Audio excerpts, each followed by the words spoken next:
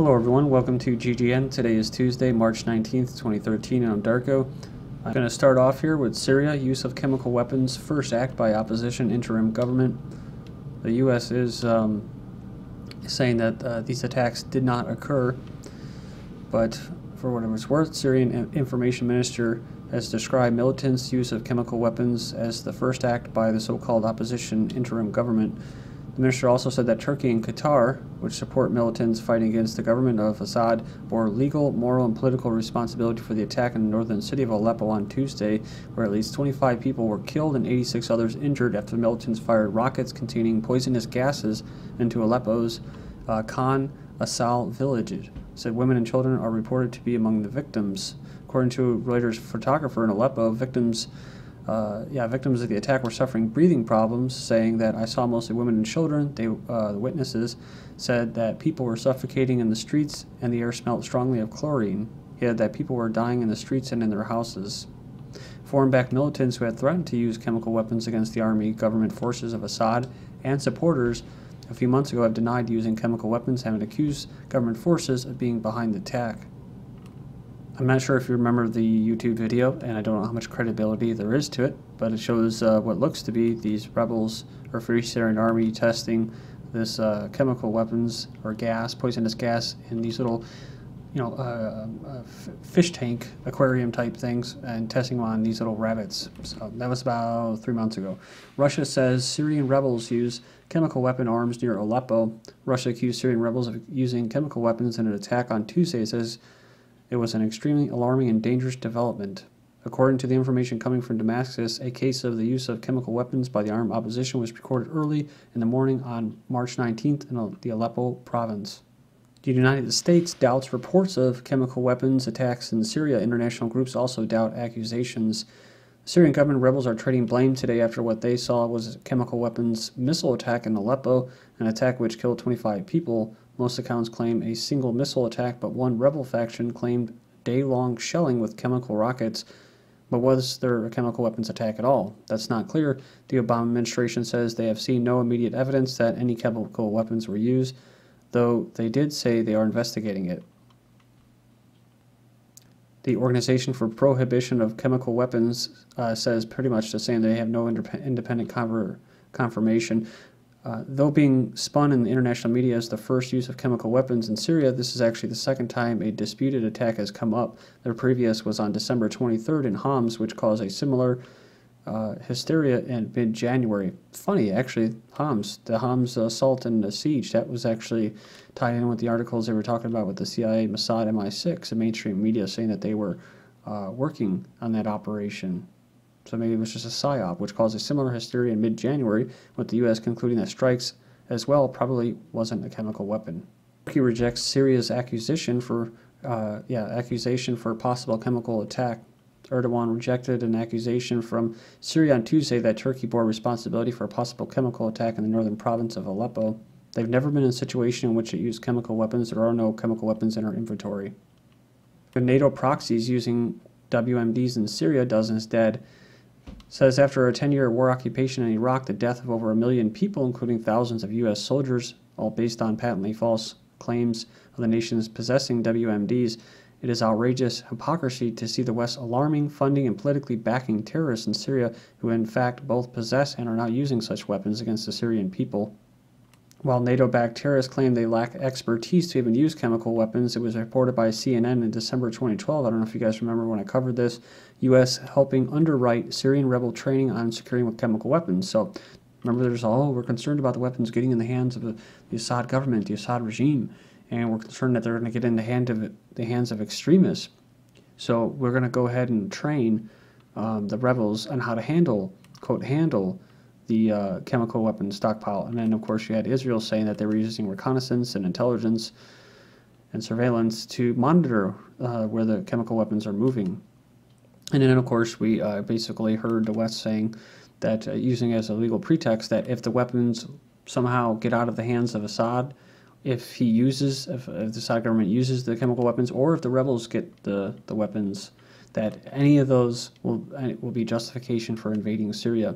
The United States and some European allies are using defense contractors to train Syrian rebels on how to secure chemical weapons stockpiles in Syria, senior officials said. So this is interesting because this is probably what they were doing, the CIA, MI6, and Mossad in Syria in Homs in December.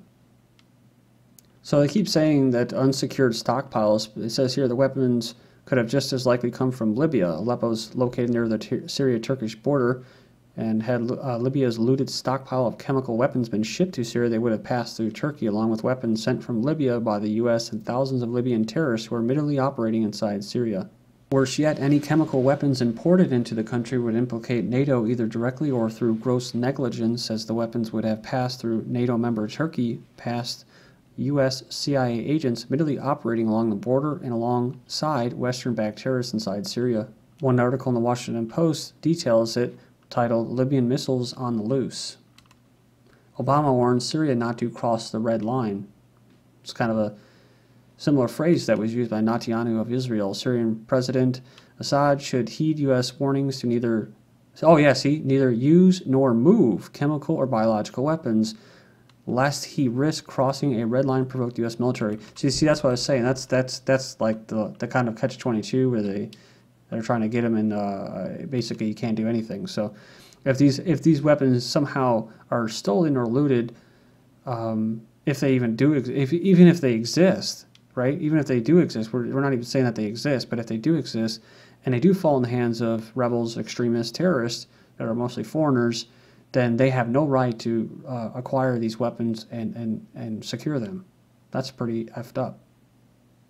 So going off what we just talked about, the United States government, knowing that they had CIA operatives in Libya, and like I said, they were there to smuggle weapons to the terrorists. That's just my own personal theory based off everything that I've seen. So we have been very clear to the Assad here, we cannot have a situation where chemical or biological weapons are falling into the hands of the wrong people, he told reporters. We have been very clear to the Assad regime, but also to other players on the ground, that's their operatives, that a red line for us is we start seeing a whole bunch of chemical weapons moving around or being utilized.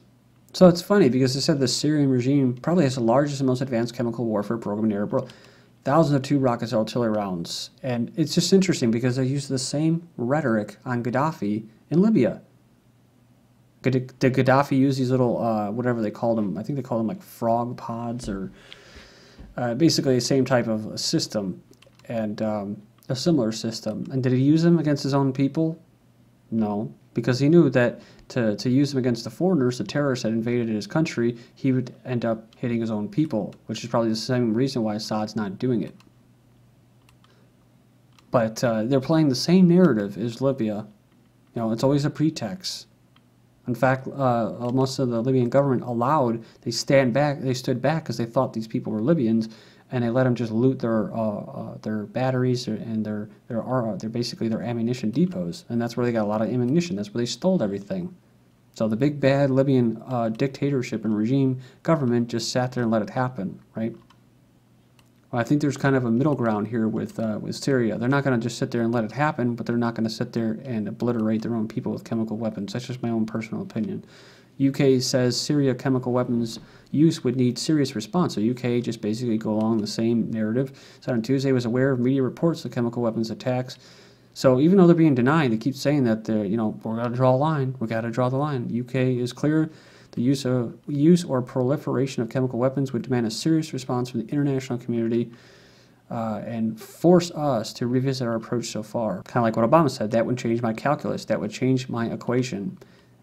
They're having to put together a number of contingency plans. Them? No. They're talking about CFR, they're talking about RAND Corporation, they're talking about private think tanks, right, that tell them what to do. Is UK defense contractor planning Syrian weapons, a mass destruction, false flag? This is from January 28th. Go in there and check it out and keep moving because I have a lot to get to. Unconfirmed leaked documents indicate Washington approved Qatari-funded false flag attack using Libya chemical weapons in Homs, Syria. Documents allegedly hacked belonging to UK-based defense contractor Britam appear to show the company considering an offer from Qatar to use Libyan chemical weapons in Homs, maybe Aleppo, in order to frame both the Syrian and Russian governments. The plan involves using Britam's Ukrainian mercenaries and Soviet-era chemical weapon shells brought in from Libya's large Al-Qaeda-linked Libyan Islamic fighting group controlled arsenals. The email reads, "We've got a new offer. It's about Syria again. The Qataris propose an attractive idea or deal, swear that the idea is approved by Washington to deliver chemical weapons to Homs, a Soviet-origin G-shell from Libya, similar to those that Assad should have. They want us to deploy our Ukrainian personnel that should speak Russian and make a video record," i.e. YouTube video maybe. Israeli Prime Minister warns of enormous threats in region on eve of Obama visit.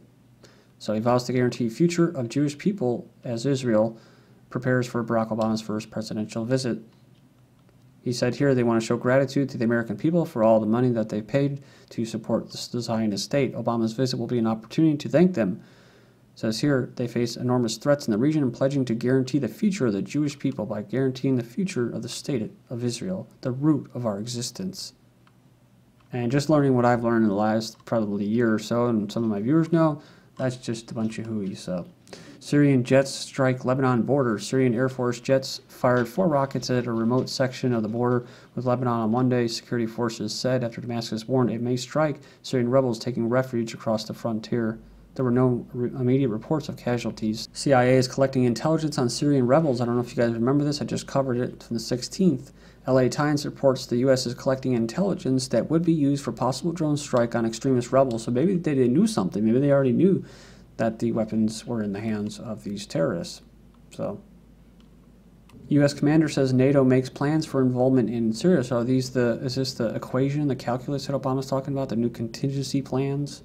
The top U.S. military commander in Europe said Tuesday that NATO is conducting contingency planning, for possible military involvement in Syria, and American forces would be prepared if called upon by the United Nations and member countries. That's an international community of democratic societies, free people, spreading democracy and free markets throughout the world. The article I was talking about yesterday from the 18th, Pakistan offers help in finding Syria crisis solution. The president of Pakistan said on Monday that the world community should respect Syria's sovereignty, adding that Pakistan is ready to play its role in finding a peaceful solution to the Syrian crisis. He met with his Egyptian counterpart, and that kind of follows this article. They reposted it on the 18th. NATO chief says Karzai accusation absolutely ridiculous. He says it's absolutely ridiculous for Afghan president to accuse the U.S. of colluding with the Taliban, who they kind of created. It said Kabul, should recognize sacrifices made by other countries on Afghanistan's behalf. So, because see, when they go there, they fuel the Taliban. That's what the Russians were saying. If they move when they pull out, they move all their arsenal of weapons, and the quote pull out, they're going to leave possibly in Uzbekistan a base with a bunch of weapons. And they said that then the Taliban will go there, and that'll fuel anti-American sentiment. So they actually, wherever they and their little terrorist or Muslim extremist proxy armies, mercenaries go, wherever they go. So wherever the Taliban extremists are, the U.S. goes, and where the U.S. goes, they go. So it's a nice little, system that they have there. We're talking about private think tanks and people that are in Trilateral Commission and people like Brzezinski, Zbigniew Brzezinski, telling basically these Muslims that they need to take their land back and they need to fight, fight for them, right? Fight against the Russians. Or fight for Western interests. U.S. new Syrian Prime Minister, yet another Muslim Brotherhood extremist. Western media eagerly announced that longtime U.S. resident Ghassan Hitto was chosen as a new interim Prime Minister of NATO's proxy forces fighting in Syria, while most headlines attempted to focus solely on his long stay in the U.S. and his role in a tech firm based in Texas. The Globe and Mail reported in their article, "Canadian loses bid to lead Syria's rebels, Ottawa's stance assailed." This Hitto, a Kurd with links to Muslim Brotherhood, was elected in the early hours of a Tuesday meeting of leading opposition figures of the Syrian National Coalition. Switching gears, how Honduran police death squads are responsible for murdering hundreds of civilians, while the U.S. pays out millions of dollars in law enforcement aid. In the last 3 years, Honduran prosecutors have received over 200 formal complaints about the death squad-style killings. This is funny how they wrote this. Despite millions of dollars in the U.S., aid to Honduras aimed at professionalizing the country's police, the AP's learned in the past 3 years that they've had as many as 150 complaints about death squad-style killings. That's pretty professional, right? We're on the topic of puppets and puppet dictators and that. Former U.S.-backed Guatemalan dictator Efren to stand trial for genocide, crimes against humanity. So, and he's actually doing this today. He was trained at the U.S. Army School of the Americas, ordered to torture, murder, and displacement of countless of Mayan peasants. This is what Ortega was saying. Venezuelan leader says the CIA plotted to kill Venezuelan opposition and blame it on them. This is GGN, and I'm Darko. Thank you.